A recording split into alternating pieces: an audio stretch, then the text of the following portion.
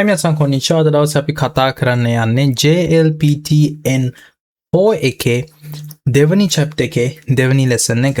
ඒක නිසා vocabulary වචන මාලාව මෙතන ඉඳන් චොට්ටක් වෙනස් වෙනවා. මම ඒක ඔයාලට අනිවාර්යෙන් කියන්න ඕනේ. ඔයා මේක නම් අපේ පළවෙනි පාට හැටියට වීඩියෝ එකක් බලන්න මම ඔයාගෙන් ඉල්ලනවා. අපේ යන්න JLPTN4 එකේ vocabulary වචන මාලාවේ playlist එකට ගිහිල්ලා පළවෙනි වීඩියෝ එක ඉඳන් බලාගෙන එන්න කියලා. බලාගෙන එන කට්ටියට තමයි මට අතරම කිව්වොත් මේක කියන්න තියෙන්නේ.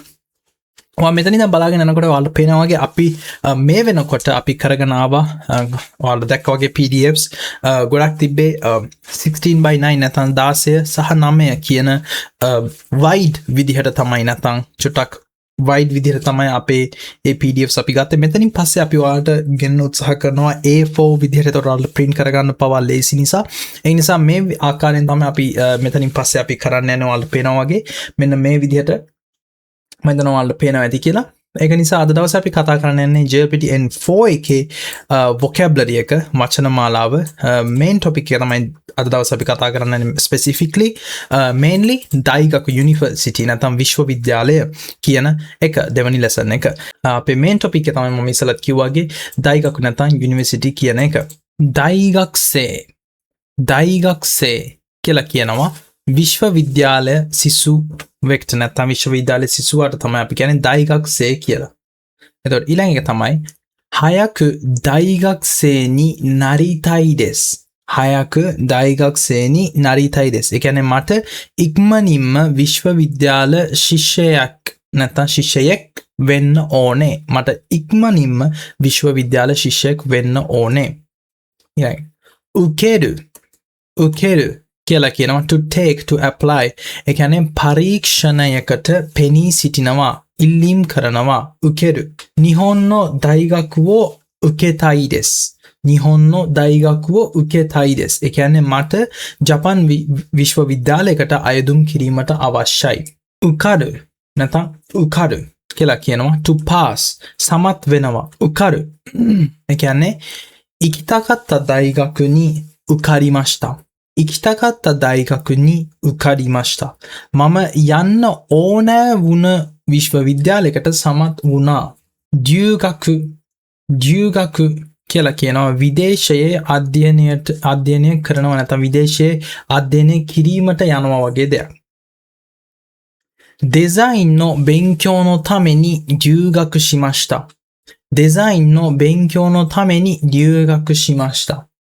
මම ඩිසයින් ඉගෙන ගැනීම සඳහා විදේශයේ අධ්‍යයනය කළා. මොක්තෙකි කියලා කියනවා අරමුණ නැත්නම් ඉලක්කයට මොක්තෙකි. ryugaku suru mokuteki wa nan desu ka? ryugaku suru mokuteki wa nan desu ka? ඔයාගේ විදේශ අධ්‍යයනයේ අරමුණ මොකක්ද? yume කියලා කියනවා සිහිනය නැත්නම් ආශාව. ඕකින යුමෙ ගා අරිමස්. ඕකින යුමෙ ගා අරිමස්. මට ලොකු සිහිනයක් තියෙනවා. ගකුබු කියලා කියනවා පාසල් දෙපාර්තමේන්තුව. පීතය පාසල් දෙපාර්තමේන්තුව. මම යන්නේ මොන දෙපාර්තමේන්තුවටද කියලා මම දන්නේ නැහැ. සෙම්මොන් කියලා කියනවා speciality නැත්නම් major field of study. ඔයාගේ මේක තමයි ප්‍රධාන විෂය වෙන්නේ. එතකොට උදාහරණයක් watashi no senmon wa kyōikugaku desu. watashi no senmon wa kyōikugaku desu. මගේ ප්‍රධාන විෂය අධ්‍යාපන විද්‍යාවයි. kagaku කියලා කියනවා විද්‍යාව science. මම පොඩි කාලේ ඉඳන් විද්‍යාවට කැමතියි. කොදොමො no toki kara kagaku ga daisuki deshita. කොදොමො no toki kara kagaku ga daisuki deshita. ඒ කියන්නේ මම පොඩි කාලේ ඉඳන් විද්‍යාවට කැමතියි. ඉගාකු කියලා කියන වෛද්‍ය විද්‍යාව. ඉගාකු. Isha ni naru tame ni igakubu ni hairimashita. Isha ni naru tame ni igakubu ni hairimashita. මම වෛද්‍ය විද්‍යාලයට ගියේ වෛද්‍යවරයෙක් වෙන්න. 文学、文学තමයි සාහිත්‍ය, 文学 literature.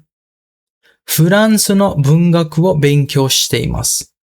フランスの文学を勉強しています。මම ප්‍රංශ සාහිත්‍ය ඉගෙන ගන්නවා. 法律කියලා කියන්නේ නීතිය. නීති විද්‍යාව, නීතිය. 大学で法律を勉強しています。大学で法律を勉強しています。මම විශ්වවිද්‍යාලයේ නීති විද්‍යාව ඉගෙන ගන්නවා. 講義する。ඒ කියන්නේ දේශනය නැත්නම් දේශනා කරනවා. 講義する。山下さんの講義はわかりやすいです。山下さんの講義はわかりやすいです。出席する。ඒ කියන්නේ පැමිණීම, සහභාගී වෙනවා. 毎日大学の授業に出席しています。මම හැමදාම විශ්වවිද්‍යාල පන්තිවලට සහභාගී වෙනවා. 欠席するකියලා කියන්නේ නොපැමිණීම, සහභාගී නොවීම. 風邪で授業を欠席しました。風邪で授業を欠席しました。මට සෙම්පැතිරි ශ්‍රාව තිබුණ නිසා පන්තිවලට නොපැමිණියා. レポートකියලා කියන්නේ වාර්තාව, レポート. 英語でレポートを書かなければなりません。英語でレポートを書かなければなりません。මම ඉංග්‍රීසියෙන් වාර්තාවක් ලියන්න ඕනේ. 論文කියලා කියන්නේ thesis නැත්නම් පර්යේෂණ ලිපිය. 来週までに論文を出してください。来週までに論文を出してください。ඒ කියන්නේ කරුණාකර ඊළඟ සතිය වෙනකොට ඔබේ පර්යේෂණ ලිපිය බාර දෙන්න. 締め切りකියලා කියනවා deadline නැත්නම් අවසන් ඉදිරිපත් කිරීමේ දිනය. レポートの締め切りは明日です。レポートの締め切りは明日です。වාර්තාවේ අවසන් දිනය හෙටයි. 研究කියලා කියනවා පර්යේෂණය කරනවා. 大学院で数学を研究している。大学院で数学を研究したいです。大学院で数学を研究したいです。ඒ කියන්නේ මට උපාධි පාසලේදී ගණිතය පිළිබඳ පර්යේෂණ කිරීමට අවශ්‍යයි. 実験する。පර්යේෂණයක් කරනවා. 実験は大変ですが面白いです。実験は大変ですが面白いです。පරීක්ෂණය අමාරුයි නුමුත් රසවත්. まとめるකියලා කියනවා සාරාංශ කරනවා, අවසන් කරනවා. 週末までに研究をまとめます。週末までに研究をまとめます。මම සති අන්තය වෙනකොට පර්යේෂණය සාරාංශ කරනවා. ボランティア සේවය කරන කෙනා volunteer වලට. 休みの日にボランティアをしています。休みの日にボランティアをしています。මම නිවාඩු දවස්වල ස්වේච්ඡා සේවය කරන නැත්නම් volunteer සේවය කරනවා. 複雑な ඒ කියන්නේ සංකීර්ණ බොහෝ ලෙස 複雑な この文は複雑でよくわかりません。この文は複雑でよくわかりません。මේ වාක්‍ය සංකීර්ණයි එබැවින් මට හොඳින් තේරෙන්නේ නැහැ.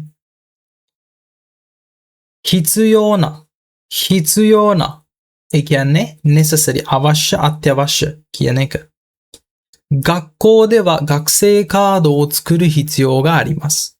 学校では学生カードを作る必要があります. පාසලේ සිසු කාඩ් පතක් සෑදීම අවශ්‍යයි.